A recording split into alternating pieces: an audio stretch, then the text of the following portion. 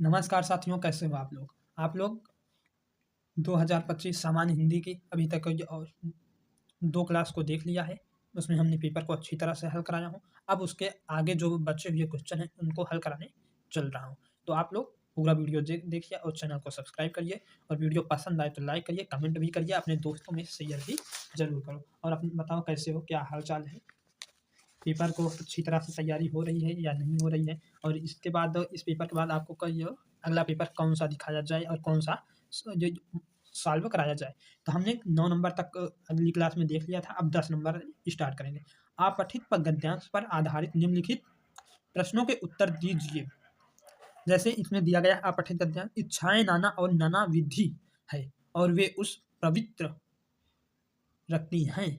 उस प्रवृत्ति से वह रह कर थक जाता है और निवृत्ति चाहता है। यह प्रवृत्ति और निवृत्ति का चक्र उसको द्वंद्व से थका मारता है। इस संसार को अभी राग भाव से भाव चलता चाहता है कि अगले क्षण उतने ही भाव विराग से वह उसका विनाश चाहता है। पर राग देश की वासनाओं में अंत में झुंझलाहट और छटपटाहट ही उसे हाथ आती है। तो इसके बाद ये गद्यांश हो गया। इसके बाद 3 क्वेश्चन दिया है। पहला वाला 1 नंबर का है, दूसरा 2 नंबर के हैं, फिर दोनों। तो प्रवृत्ति और निवृत्ति के चक्र में फँसा मनुष्य क्यों रुक जाता है? क्योंकि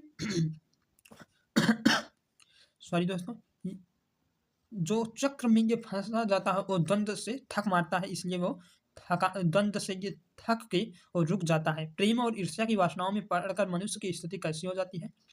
देखिए, राग और द्वेष की वासनाओं से अंत में झुंझलाहट और छटपटाहट ही उसे हाथ आती है। तो यहाँ पर लिखना, प्रेम और ईर्ष्या की वासनाओं में पड़कर मनुष्य की स्थिति झुंझलाहट और छटपटाहट जैसी हो जाती है। जीवन में कौन सा द्वंद्व व्यक्ति को थका मारता है? यह प्रवृत्ति और निवृत्ति का चक्र उसको द्वंद्व से थका मारता है। मतलब कि जीवन में प्रवृत्ति और निवृत्ति का चक्र जो है उसको द्वंद्व में व्यक्ति को थका देता है। तो इस तरह आप लोग अपने क्वेश्चन का आंसर दे पाएंगे। अब हम आगे ला देखते हैं गद्यांश जो है। तो अगला वाला गद्यांश जो का स्क्रीनशॉट ले लीजिए, आप खुद कर लीजिएगा और नहीं आएगा तो आप बताना, इसे भी हम हल करा देंगे। अब 11 नंबर ये पेपर को आपको दिखाता हूँ और अच्छे से हल कराता हूँ। तो इसे देख लीजिए।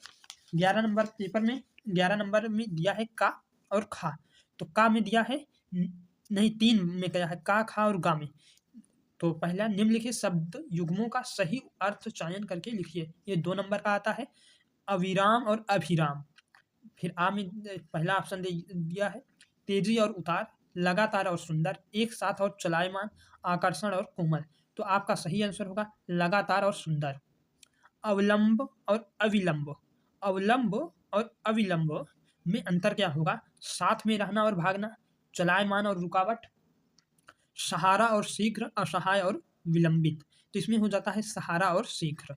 खा नंबर में देखिए, इसमें दिया है निम्नलिखित शब्दों में से किसी एक शब्द के 2 सही अर्थ लिखिए। ये देखिए, 1 + 1 = 2, मतलब कि इसमें से किसी एक शब्द का आप लोग 2 सही अर्थ लिखेंगे तो इसको 2 नंबर आपको मिलेगा। मधु का हम चारों को बता दे रहा हूँ। मधु का हो जाएगा शहद और वसंत, अंश का हो जाएगा भाग और किरण, विधि का हो जाएगा तरीका और विधान, पद का हो जाएगा पदवी और चरण।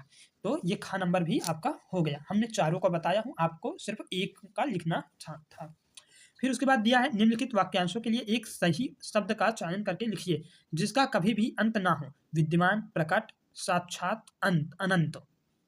तो इसमें हो जाएगा अनंत।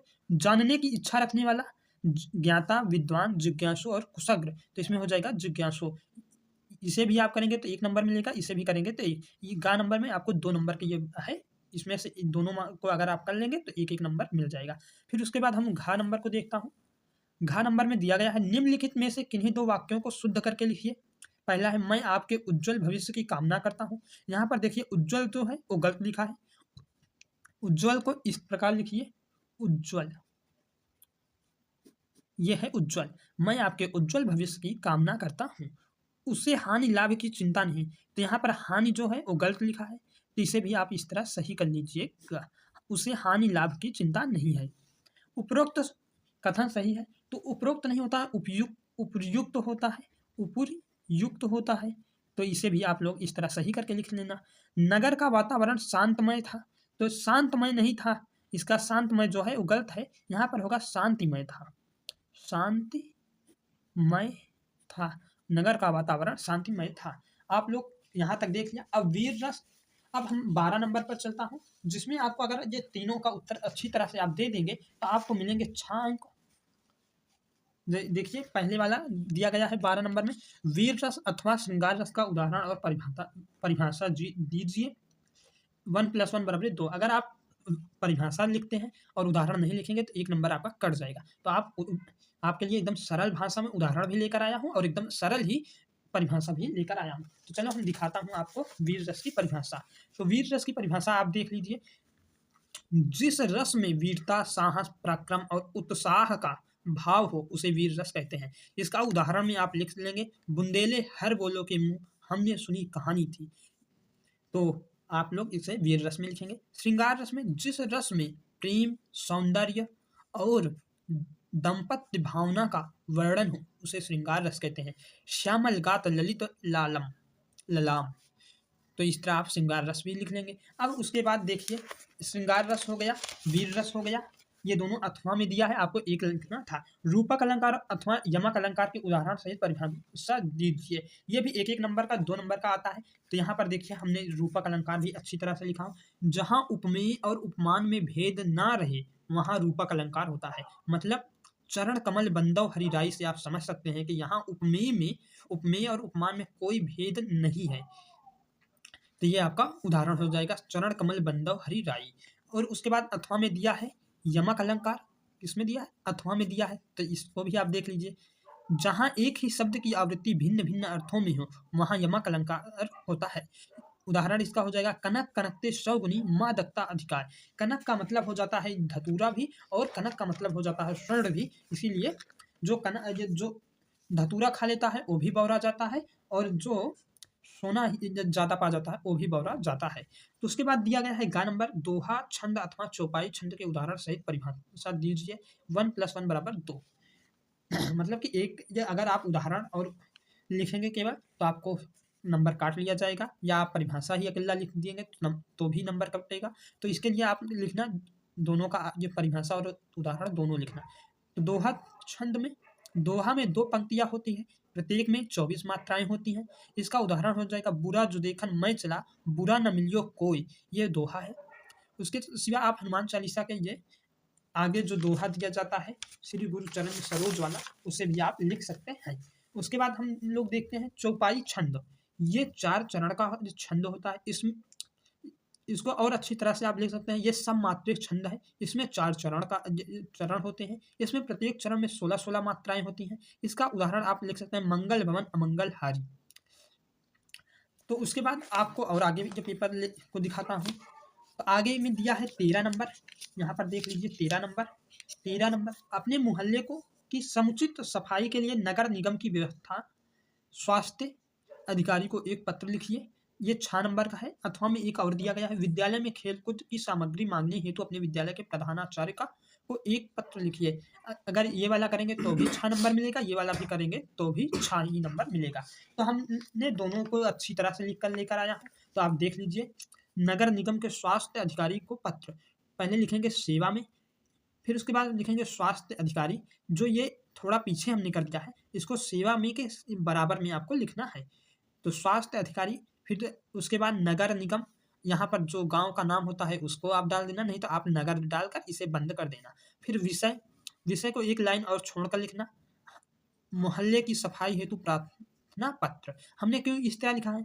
क्योंकि आपको बता सको कि इसमें ये कौन सी गलती है और इसको किस तरह आप ठीक कर सकेंगे। तो यहाँ पर आप एक लाइन अगर छोड़कर लिख देंगे तो और भी अच्छा आपका देखने में लगेगा, और आपका जब पेज भी अच्छी तरह से भर जाएगा एक पत्र में। तो महोदय सविनय निवेदन है कि हमारे मोहल्ले में लंबे समय से सफाई नहीं हुई है, नालियां भरी हुई है, जिससे बीमारियों का खतरा बढ़ गया है।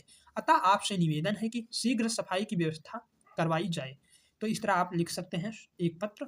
उसके बाद आपको लिखना है धन्यवाद, भावदीय, नाम पता आप अपना डालकर भेज दीजिएगा। आप दिनांक भी डाल सकते हैं, दिनांक भी, नहीं तो आप दिनांक नहीं भी डालेंगे तो कोई बात नहीं है। तो उसके बाद देखिए विद्यालय में खेल कूद की सामग्री मांगने हेतु, तो इसका भी हमने लिखा हो। तो इस यहाँ पर देखिए प्रधानाचार्य को खेल सामग्री हेतु पत्र, सेवा में प्रधानाचार्य महोदय, विद्यालय, विद्यालय का जो नाम होगा XYZ कुछ भी होगा आप अपने मन मुताबिक डाल देना। फिर विषय खेल सामग्री उपलब्ध कराने हेतु, फिर उसके बाद आपको लिखना है महोदय, विद्यालय में खेल सामग्री की कमी है जिससे विद्यार्थियों को अभ्यास में कठिनाई होती है, अतः निवेदन है कि नई खेल सामग्री उपलब्ध कराई जाए। धन्यवाद। आपका आज्ञाकारी लिख देना या भावदीय लिख देना, आपका आज्ञाकारी। यहाँ पर आपका आज्ञाकारी जरूर होना चाहिए, आज्ञाकारी आप लिख देना। छात्र और छात्रा मतलब कि नाम भी आप लिख दिए, दिनांक भी लिख देना, जिनसे ये पत्र और भी अच्छा लगने लगेगा और पूरा नंबर मिल जाएगा। तो उसके बाद 14 नंबर को देख लीजिए, निम्नलिखित विषयों में से किसी एक विषय पर अपनी भाषा शैली में निबंध लिखिए। ये इसमें 2 + 7 = 9, मतलब कि 9 नंबर का होगा। आप जीवन के में अनुशासन का महत्व, मानव जीवन में सफलता के लिए कर्म का महत्व, वर्तमान परिवेश में नारी शिक्षा की स्थिति, साहित्य और समाज का संबंध, जीवन में पर्यावरण का महत्व, ये 5 जो ये निबंध दिया गया है, इसमें में से एक पर आपको लिखना है। आप लोग महाकुंभ पर ये भी आप जो तैयार कर लेना, क्योंकि महाकुंभ जो चल रहा है, तो महाकुंभ पर आप लोग तैयार कर लेना। उसके बाद कोरोना महामारी पर भी आ जाता है, मोबाइल पर भी आ जाता है, इन सब का निबंध आप पढ़ लीजिएगा। और हम मिलता हूँ नेक्स्ट वीडियो में, तब तक के लिए धन्यवाद दोस्तों। अगर आपको निबंध की क्लास चाहिए तो आप कमेंट बॉक्स में बताइएगा, उसकी भी क्लास अपलोड कर दी जाएगी। मिलता हूँ नेक्स्ट वीडियो में, तब तक के लिए धन्यवाद दोस्तों।